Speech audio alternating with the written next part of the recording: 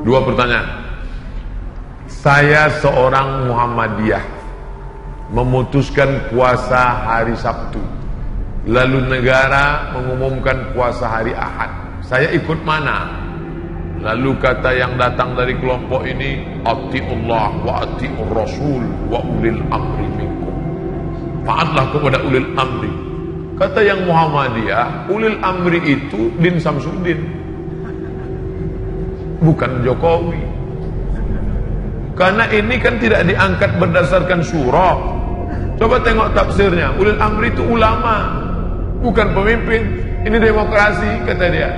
Kata yang satu lagi, kamu kalau nggak mau ikut presiden, bakar aja KTP-mu, bakar aja SIM, pergi tinggal hutan sana. Akhirnya kelailah. Kenapa pertentangan ini terjadi? Karena sidang isbatnya diekspos. Akhirnya 2 tahun belakangan ini muncul ide, jangan lagi sidang isbat itu diekspos sehingga semua nonton. Sidang isbat di ruang tertutup, mau kelahi antara NU sama Muhammadiyah, kelahi di ruang tertutup itu, tapi suara yang keluar tetap satu. Itu yang terjadi di Mesir. Antara hisab, ilmu astronomi, dengan ru'yah yang pakai itu dikombinasikan. Jadi hisab dengan ru'yah bukan dikonfrontir, ditabrakkan, tapi dikombinasikan. Maka yang mestinya keluar itu satu suara. Sudah terwujud 2 tahun ini bisa satu suara, karena waktu itu sidang isbatnya tertutup. Nanti yang keluar adalah langsung satu kata. Dengan ini kami semua ormas sepakat bahwa besok adalah 1 Ramadan. Walaupun bisik-bisik di dalam katanya ini mereka Ustadz seperti arisan, untuk tahun ini Muhammadiyah, untuk tahun depan NU. Wallahu alam, betul atau tidak, tapi yang jelas mampu mempersatukan. Andai ini terjadi, satu, amat sangat baik, bagus, positif.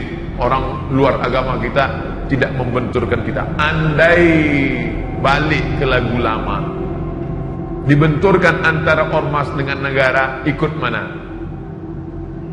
Saya pribadi menyarankan istafti qalbak wa in aftakal muftun. Ikutlah apa yang engkau yakini benar menurut engkau, walaupun 1000 orang berfatwa, memberikan fatwa kepadamu. Fatwa yang dikeluarkan oleh Muhammadiyah benar, fatwa yang dikeluarkan oleh Majelis Ulama Indonesia benar. Titik. Persimpangannya di mana? Penetapan pada angka minimal. MUI, NU menetapkan angka 2 derajat. Jika 2 derajat, maka dia dapat dikatakan hilal. Bila kurang dari 2 derajat, 1,5 bukan hilal. Sedangkan Muhammadiyah angkanya rendah, 0,5 pun sudah dianggap sebagai hilal. Turki lebih tinggi. Turki menetapkan hilal kalau 6 derajat. 6 derajat baru hilal, 2 derajat tidak hilal. Kesepakatan 6 negara, Brunei Darussalam, Singapura, Indonesia, Malaysia, Patani Thailand Selatan, Moro Filipina, 6 yang muslim ini menyepakati 2 derajat baru disebut hilal. Kalau kurang dari 2 derajat bukan hilal. Tapi Muhammadiyah dia katakan 0,5 pun kalau sudah itu hilal, maka dia adalah hilal, maka boleh. Di situ letak persimpangannya. Maka bagi adik-adik yang bapak-bapak yang ikut Muhammadiyah, itu ijtihad, maka dia ikut itu tidak. Ustaz sendiri ikut mana? Saya Komisi Fatwa Majelis Ulama Indonesia Provinsi Riau, maka saya ikut hasil sidang Komisi Fatwa. Kalau Komisi Fatwa mengatakan berdasarkan penampakan 2 derajat besok puasa, maka saya ikut itu. Tapi kalau Muhammadiyah mengundang saya khutbah, saya nggak mau ikut. Karena kalau saya ikut undangan Muhammadiyah, ikut nanti saya bisa khutbah 2 kali. Hari ini saya khutbah di Muhammadiyah, besok saya khutbah sebagai Komisi Fatwa MUI. Nah, itu perlu juga disampaikan bagi jamaah yang menyampaikan khutbah. Ikuti salah satu, jangan ikut dua-duanya. Selanjutnya tentang masalah apa tadi? Bagaimana spirit Ramadan bisa dibawa keluar Ramadan? Kebanyakan kan semangatnya di Ramadan itu aja. Terlihat dari masjid-masjid yang pakai tenda keluar. Sampai tendanya itu keluar kalau pada tanggal 1 sampai 2. Lalu kemudian habis itu babak semifinal. Habis itu final, akhirnya adalah malam Idul Fitri, itu kembali ke pemain inti. Pemain naturalisasi kabur semua sudah. Makanya kalau kita pahami, makanya tadi awal kajian kita kalau ingat, coba ingat. Di awal kajian kita tadi adalah judulnya, jangan jadikan agama sebagai seremonial, rutinitas. Rutinitas Ramadan, rutinitas Sya'ban, rutinitas Rajab. Jangan jadikan sebagai rutinitas.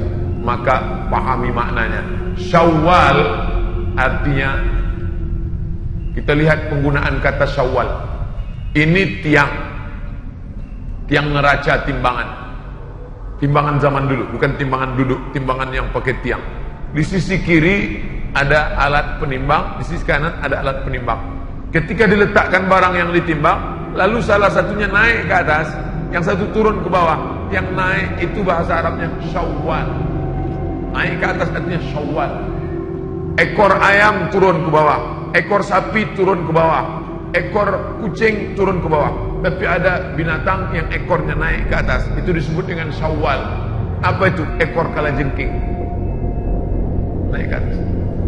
Kemudian ketika onta, musim panas, moncong onta dikerubungi lalat, maka onta menaikkan ekornya ke atas untuk mengusir lalat, maka itu disebut dengan Syawal. Maka makna Syawal adalah peningkatan. Makanya setelah Ramadan disuruh puasa 6 hari. Untuk apa puasa 6 hari? Semangat di bulan Syawal, semangat di bulan Ramadan dilanjutkan ke Syawal. Itu dipahami maknanya dengan baik. Sudah saya pahami dengan baik, tapi tetap juga molor sholat subuh jam 6:30 Pak Ustaz. Maka sering-sering ngelihat orang sakit. Sering-sering ngelihat orang sakit itu membangkitkan semangat ibadah. Bagi yang sedang down sekarang, udah dengar ceramah, enggak juga ngecas, enggak naik juga, maka pulang dari sini langsung ke rumah sakit. Kalau security-nya nanya, Mas mau jenguk siapa? Semua yang sakit mau saya jenguk. Ikuti orang mati. Man syahidal janazata, siapa yang ikut jenazah hatta tusalla alaiha, sampai solat jenazah, lahu qirat, dapat 1 pahala. Wa man syahidal janazata, siapa yang menyaksikan jenazah hatta tudfana, sampai dikubur di liang lahat, lahu qiratan, dapat 2 qirat. Sahabat bertanya, wa mal qiratan ya Rasulullah, apa itu 2 qirat? Apa kata Rasul? Mithlul jabalainil azimaini, seperti 2 bukit Uhud yang besar.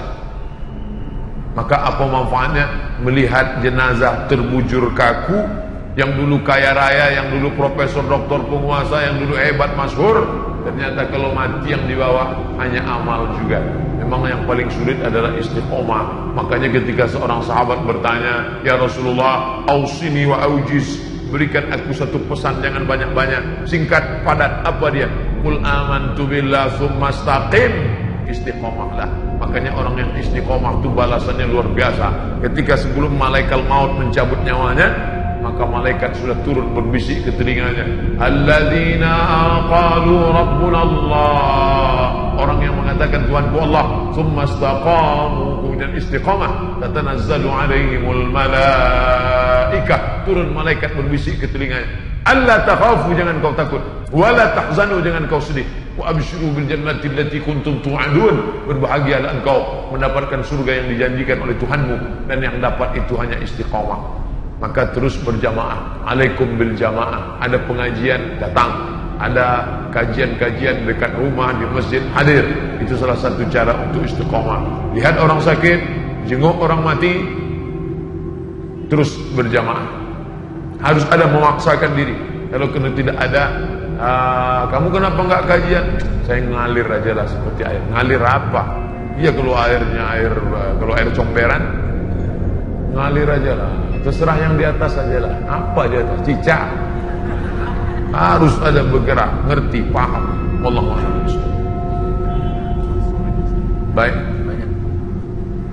Sampai kapan batas boleh mengqadha saum? Ini puasa Ramadan tahun lalu. Ini 29 hari lagi puasa. Maka puasa yang ini diqadha'nya kapan? Nih, qadha' artinya ganti. Ini kesempatan emas nih. Puasa, ganti puasa sekarang. Siapa yang mengganti puasa di bulan Sya'ban, hari Senin automatically dapat 3. Puasa qadha' lunas 1 hari, puasa sunat Sya'ban dapat, puasa hari Senin dapat. Niatnya satu aja. Saya niat puasa qadha.